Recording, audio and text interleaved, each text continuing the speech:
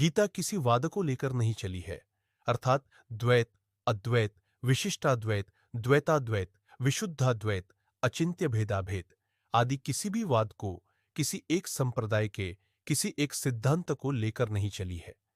गीता का मुख्य लक्ष्य यह है कि मनुष्य किसी भी वाद, मत, सिद्धांत को मानने वाला क्यों न हो, उसका प्रत्येक परिस्थिति में कल्याण हो जाए, वह किसी भी परिस्थिति में परमात्म प्राप्ति से वंचित न रहे। क्योंकि जीव मात्र का मनुष्य योनि में जन्म केवल अपने कल्याण के लिए ही हुआ है।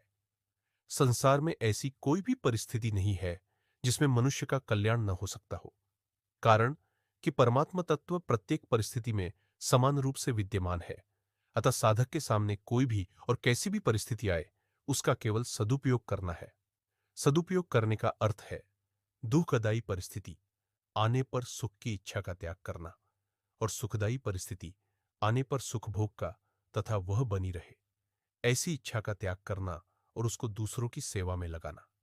इस प्रकार सदुपयोग करने से मनुष्य दुखदायी और सुखदायी दोनों परिस्थितियां से ऊंचा उठ जाता है, अर्थात उसका कल्याण हो जाता है। सृष्टि से पूर्व परमात्मा में मैं एक ही अनेक रूपों में हो जाऊं, ऐसा संकल्प हुआ। इस संकल्प से एक ही परमात्मा प्रेम वृद्धि को लीला के लिए, प्रेम का आदान प्रदान करने के लिए स्वयं ही श्री कृष्ण और श्री जी, श्री राधा इन दो रूपों में प्रकट हो गए। उन दोनों ने परस्पर लीला करने के लिए एक खेल रचा।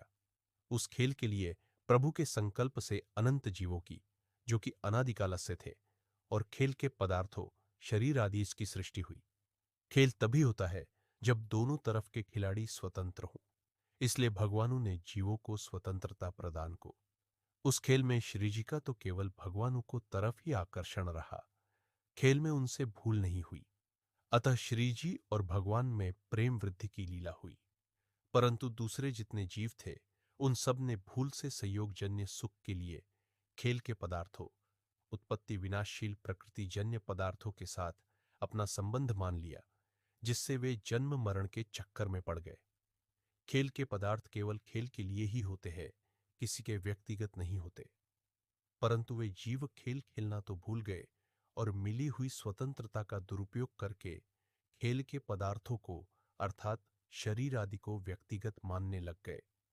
इसलिए वे उन पदार्थों में फंस गए और भगवानों से सर्वथा विमुख हो गए।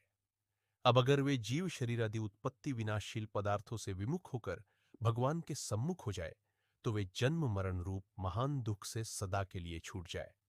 अतः जीव संसार से विमुख होकर भगवान के सम्मुख हो जाए और भगवानों के साथ अपने नित्य योग, नित्य संबंध को पहचान ले। इसी के लिए भगवत गीता का अवतार हुआ है।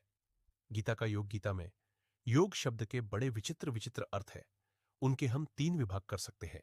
एक, युजिर योगे, धातु से बना योग शब्द, जिसका अर्थ है समरूप, परमात्मा के साथ नित्य संबंध, जैसे समत्वन योग उच्यते 2:54 आदि। यही अर्थ गीता में मुख्यता से आया है।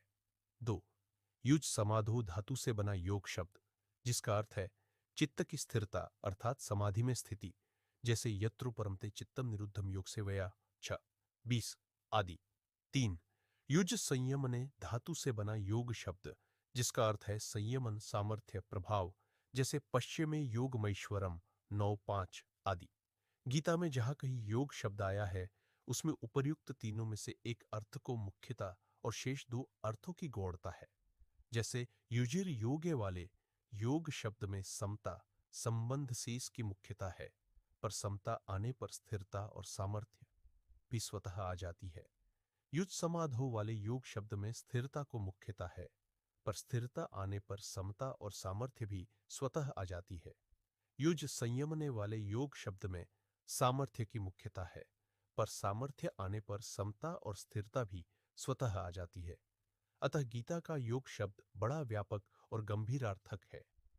पातंजलि योग दर्शन में चित्त वृत्तियों के निरोध को योग नाम से कहा गया है। योगश्चित्त वृत्ति निरोध 1.2 और उस योग का परिणाम बताया है दृष्टा की स्वरूप में स्थिति हो जाना। तदा द्रष्टृ स्वरूपेव स्थानम।